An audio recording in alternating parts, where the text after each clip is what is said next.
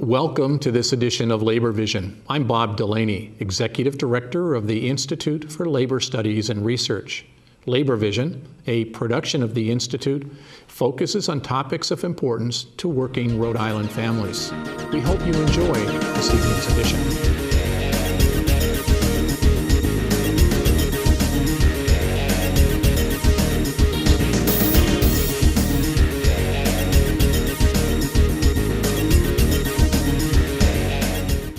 Welcome to part two on our conversation with John and Steve about the difference between a right-to-work state and a state that recognizes collective bargaining. All too often we have heard from teachers and members of public service that they didn't recognize or didn't realize the depth of the benefits that have been created by unions for them over the years. And oftentimes there are situations, whether it's maternity and paternity leave, the issue of a grievance process, legal protection. There are so many benefits within the contract that go far above and beyond salary negotiations. So we want to continue our discussions with John and Steve today around those issues, around the things that teachers and public civil servants may not realize are found within the contract but have been negotiated by unions, as John said in our earlier discussions, over a period of time. Cranston, as early as 1969, to the current benefits today. I want to go over to Steve because in conversations earlier, Steve, we talked about teacher voice and the importance of teacher voice in improving the quality of education for students and for teachers. Tell me about that. Well, working in North Carolina, they were always passing legislation that seemed unfair to teachers. And I would talk to my teacher friends, and I never felt like I had a voice. We would talk about things and not be happy with things, but there was nothing we could do about it. And then I moved to Rhode Island, where we have a union and we have collective bargaining, and I had never seen anything like that before. And it was refreshing, and it felt good to have a voice. And people are going to listen because I'm not a voice of one anymore.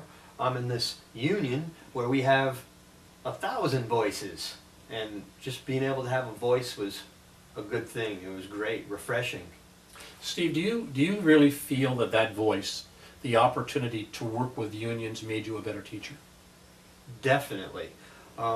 It's every time I go to a union meeting or I see how the union represents their teachers, and that we have a voice and we can get together and we can talk about our contract. It's amazing. I'm amazed every time I see union things happening and what it can do for me as a teacher. It blows my mind. John, let me go to you for a moment, because you've been a national trainer for the American Federation of Teachers for a long time. I know that you use that expertise in the area of thinking math and really making math applicable to students in the classroom. I've watched you use it in training our teacher assistants here at the Institute. I've watched you use it in other programs in terms of building a math program for apprentices to get ready for the math test, for people who worked in the water department to get better at their job. You've had a rich history of working with students and adults. Tell me about the importance of professional development, not just for the teacher, but for the student in the classroom. Yeah, it's paramount. You know, there are a lot of professionals out there that have been teaching for many, many years and are eager to share with you their expertise. Excuse me. And it's nice to be able to take that professional development, learn from those masters, and then in turn work hard to become a master yourself at your profession and what you do.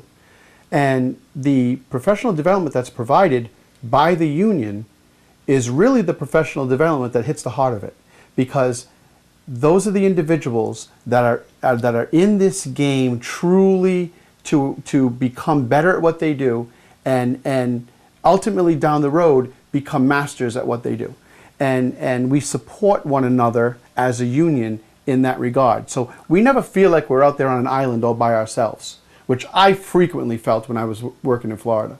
I would sit in faculty meetings and I would listen to my colleagues around me, and they would all have a different perspective on different things.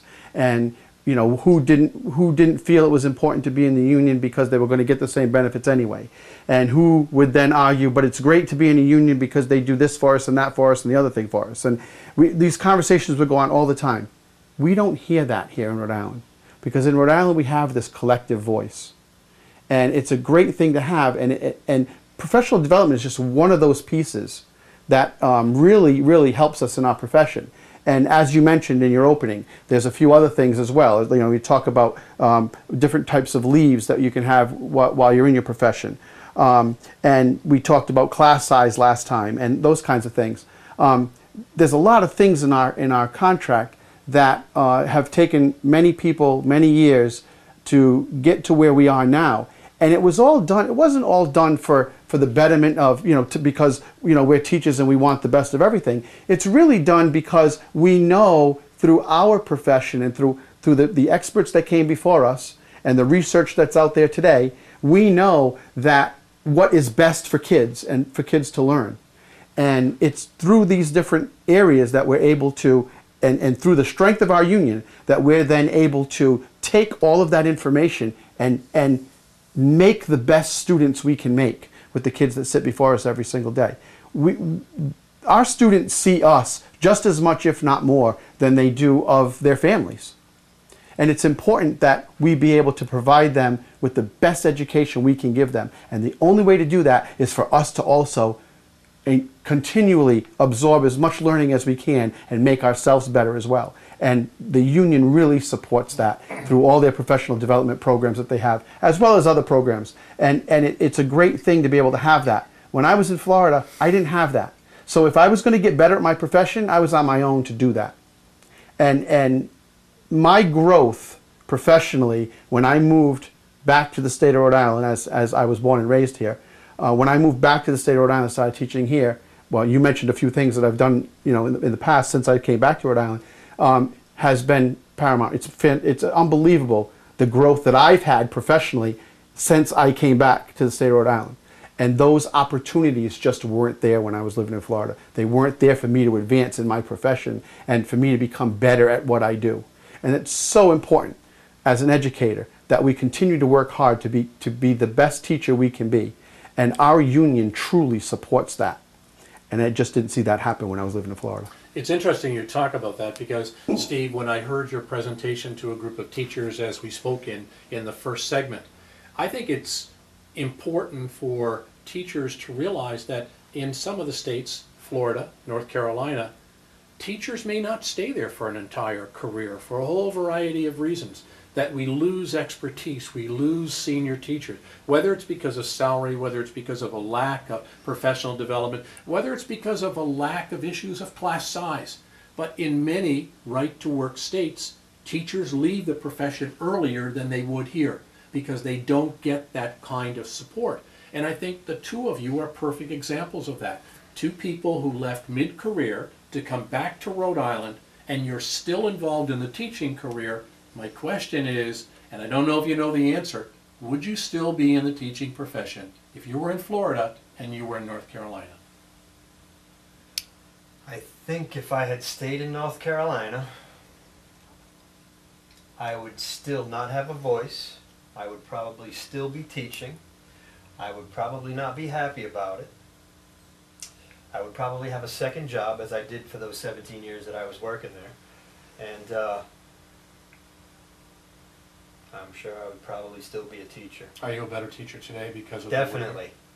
John, are you a better teacher? Absolutely. Absolutely, without a doubt. What do you need to tell teachers? What do they need to know about this attack on public employees, on teachers, on everybody not in private sector unions? Because that's really what we're talking about. Mm-hmm. What do they need to know? Because whether it's a good thing or bad thing, many people have taken for granted the things within the contract. And they believe they have a right to class size.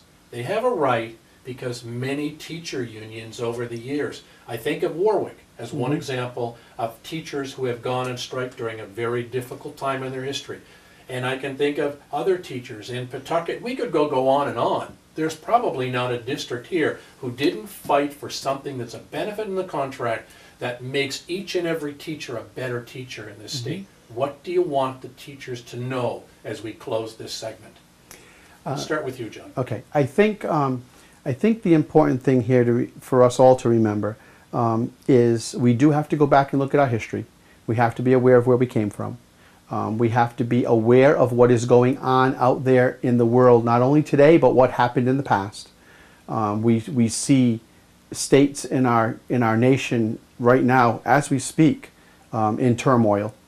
And a lot of that stems around that upper 1% that you were talking about, those billionaires that come in, and we have to be honest, they don't have our kids' best interest in mind.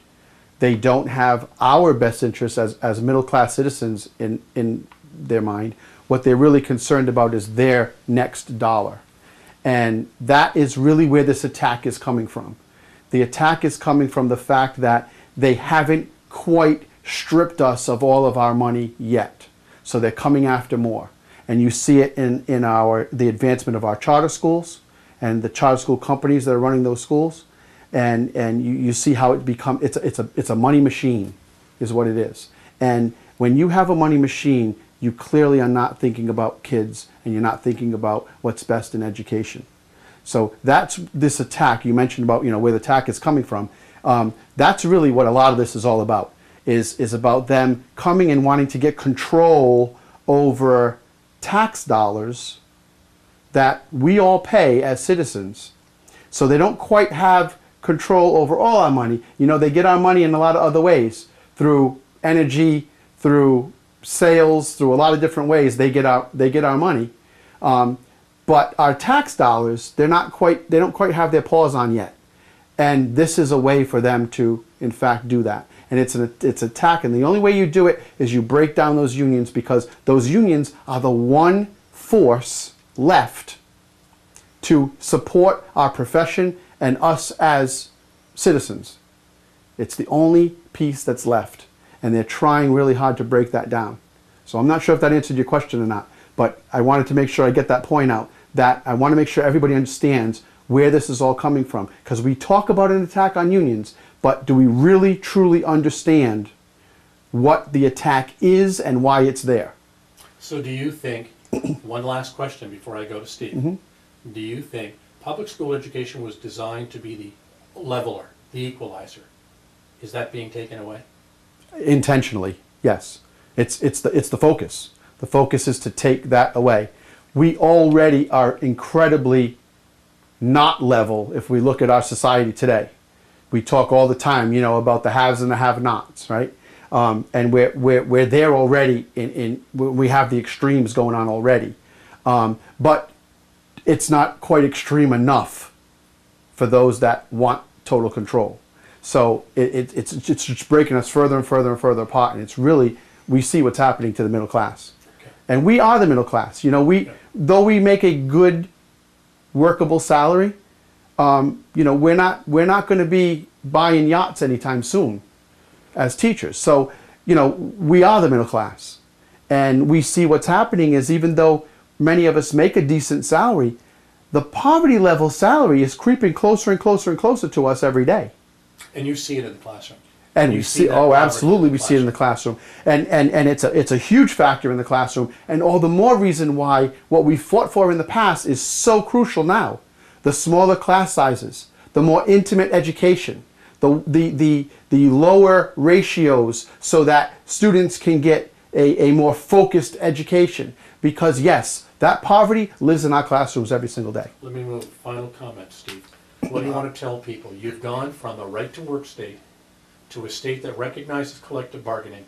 You've gone from basically no contract to a contract that includes valuable pay for the work that you do, recognizes what you need to be a great teacher in the classroom. What do you need to tell teachers to be aware of what's happening in your transition from a right-to-work state to a state that recognizes collective bargaining? The thing that I liked the most was just being able to have the voice, and people will listen, and we're able to collectively get together. In my 20th year of teaching, this is the first contract I've seen that we have this 3-year contract, and that was unbelievable to me, and it was great. So I guess we'll have to do that again in the future, and I'm going to be in there and hopefully be a part of making that next contract and helping the union and keeping us collectively together, and it's great to have a voice. Hey, thanks, Steve. Thanks, John. Thank you. The purpose of the discussion today was to bring about an awareness on the differentiation between a right-to-work state and a state that recognizes collective bargaining. In this country, we have spent many, many years building the middle class, many years building contracts to make sure there's a fair and equitable distribution of knowledge and ability to be able to build the future with the sons and daughters that are born every day in this country. Thank you for your attention. We hope that you got something from this presentation, and please join us again on Labor Vision. Thank you for joining us for this edition of Labor Vision. We appreciate your input and encourage your comments.